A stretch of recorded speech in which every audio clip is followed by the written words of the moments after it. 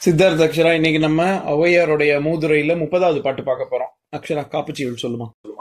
பாக்குண்டாம் நல்ல மனமுண்டாம் மாமனால் நோக்குண்டாம் மீனின் உறங்காது பூக்குண்டு துப்பத்தின்மினி தும்பிக்கையான் பதம் தப்பாமல் சார்வார் தமக்கு. Very good Siddharth. நான் 29வது பாட்டு படிக்கிறேன், நீ பொருள் சொல்லு.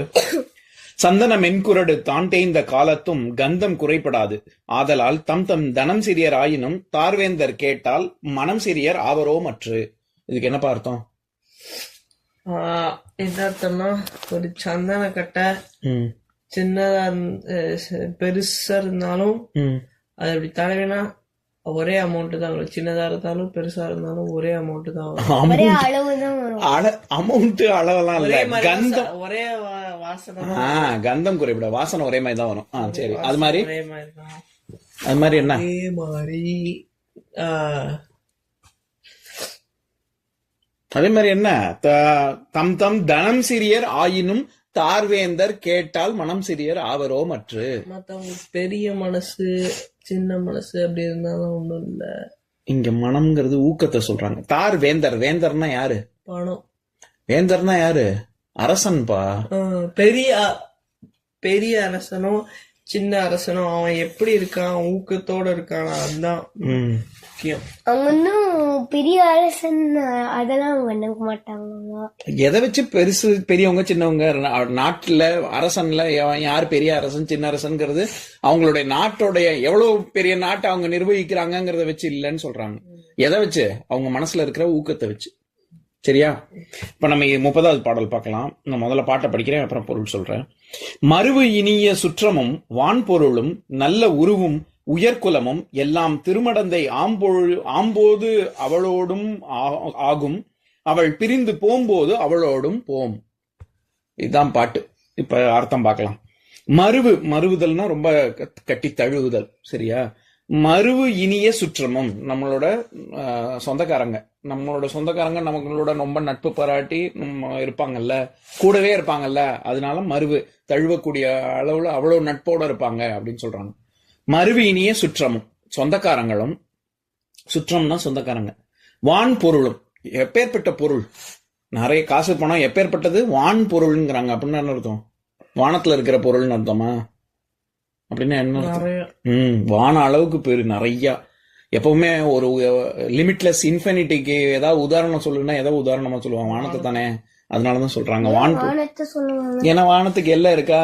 இல்ல, ஆனா நம்ம பேரு கடலோட மண்ணு கூட சொல்லலாம். அதுவும் சொல்லலாம். சரி, இந்த இடத்துல வான் பொருளும் அப்படின்னு சொல்றாங்க. நல்ல உருவும், பிரமாதமா பார்க்க பேரழகன் பேரழகியா இருக்காங்க. சரியா? அது உயர் குலமும், நம்ம பிறந்த குலம், நம்மளோட தாத்தா பாட்டி பாட்டம் பூட்டன் அல்லது நம்ம கூட பிறந்தவங்க சகோதரர்கள், இவங்க எல்லாரும் எப்பேற்பட்ட குணத்தோட இருக்காங்க. இது எல்லாமே திருமடந்தை. திருன்னா யாரு?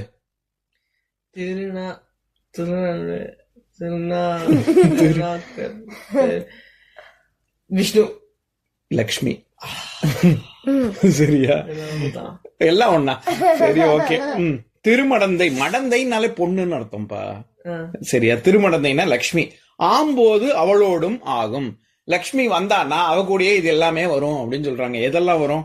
சுற்றம், நல்ல நல்ல சொந்தக்காரங்க, நிறைய காசு, நல்ல உருவம், தோற்றத்துல அழகு, அப்புறம் உயர்ந்த குலம். இது எல்லாமே அவள் வரும்பொழுது, ஆம்போது அப்படின்னா அவள் வரும்பொழுது, உண்டாகும் பொழுது அப்படின்னு அர்த்தம். உண்டாகும் பொழுது அவளோடும் ஆகும், அவ இருக்கும்போது இருக்கும்.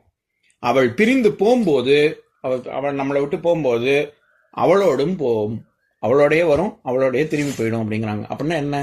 இந்த பாட்டின் மூலமா என்ன சொல்ல வராங்க ஔவையாரு? அது நம்ம செல்வம் இருக்கிறது நம்ம கிட்டே எப்போ எல்லாமே கடந்து போயிடும். அதுதான். எதுவுமே நிரந்தரம் இல்ல, இந்த உலகத்துல எதுவுமே நிரந்தரம் இல்லைன்னு சொல்றாங்க. நிலையற்ற தன்மையை சொல்றாங்க.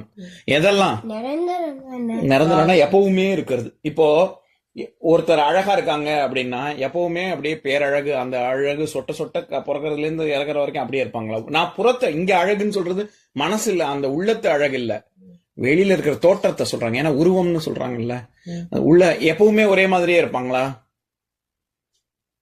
காஸ்மெட்டிக் சர்ஜரி பண்ணியா? இந்த மாதிரி உன்னை மாதிரியா? நீ சின்ன வயசுல 10 வயசுல இருக்கிற மாதிரி தான் இப்ப இருக்கியா? இல்ல, நான் போக போக பெட்டரா ஆகிட்டே இருக்கேன். சரி, இல்ல முன்னாடி வந்து அவங்க கண்ணாடி போட்டுட்டு எல்லாம் போட்டுட்டு ஆமா சரி. இன்னும் உன்னோட 60 வயசுலயும் இதே மாதிரியே இருப்பியா? தான் பெட்டரா ஆகிட்டேன்னு. அதான் 60 வயசு 80 வயசுலயும் இதே மாதிரி கொஞ்சம் சால்ட் அண்ட் பெப்பர் மாதிரி. சால்ட் அண்ட் பெப்பர் வருது இல்ல? இப்ப வெறும் பெப்பர் தானே இருக்கு, சால்ட் இல்ல இல்ல, அதத்தான் சொல்றாங்க. சால்ட் அண்ட் பெப்பர்னா சால்ட் என்ன நிறம்?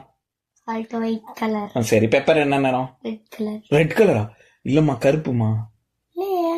மிளக போய் பாரு என்ன நிறத்துல இருக்குன்னு. கருப்பு. அதாவது என்ன சொல்றாங்கன்னா, கொஞ்சம் கொஞ்சம் நிறைச்ச முடி இருக்குல்ல, வெள்ளையும் கருப்பும் கலந்து இருக்கு அப்படி சொல்றாங்க. அதத்தான் சால்ட் அண்ட் பெப்பர் அப்படி சொல்றாங்க. சரி, இவங்க சொல்ல வர்றது என்னன்னா, உருவம், சுற்றம், பொருள், இது எல்லாமே, அப்புறம் என்னது, உயர்ந்த குலம், இவங்க இது எல்லாமே நிரந்தரமானது கிடையாது. அதனால அப்ப நிரந்தரமானது இல்லைன்னா அப்ப என்ன பண்ணணும்? அதை வச்சு ஒண்ணும் பண்ணணும். அது இருக்கிற வரைக்கும் அனுபவிச்சுக்கணும். அது ஒரு விஷயம். ஏன்னா நம்மளை விட்டு போயிடும்ல, அது நிரந்தரம் இல்லை. அப்புறம் வந்து வயசானே டயட் கூடாது. ஆனா அது கொஞ்சம் அதெல்லாம் நல்லது இல்ல. இல்ல, இதுல இருந்து ஔவையார் சொல்ல வர்ற கருத்து என்ன? நிரந்தரமானது இல்லைன்னு நமக்கு தெரிஞ்சிருச்சு, சரியா? அப்ப என்ன பண்ணணும்? அதை வச்சு மத்தவங்களுக்கு உதவி செய்யணும்.